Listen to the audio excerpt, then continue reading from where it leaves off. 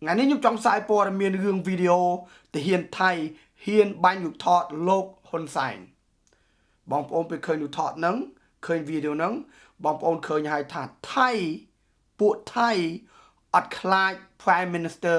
of Cambodia the old Prime Minister of Cambodia and the new Prime Minister of Cambodia គេអត់ខ្លាចទេអញ្ចឹងបងប្អូនឃើញវីដេអូអញ្ចេះ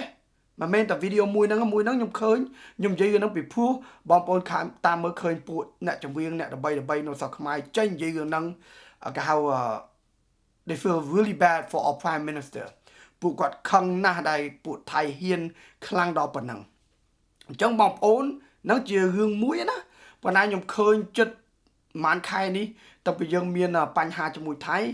ពួកថៃគេហ៊ានបង្ហាញរូបថតold prime minister ហ៊ុនសែនធ្វើចេះធ្វើចោះគេហ៊ានបង្ហោះ on social media គេអត់ខ្លាចទេ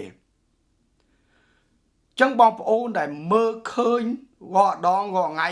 ពេលវេលាចូល social media បងប្អូនគិតមិនខ្ញុំចង់ដឹងឲ្យបងប្អូន comment down below to say ប្រាប់ខ្ញុំ your opinion what do you think of the video and the picture of what they doing especially no Thai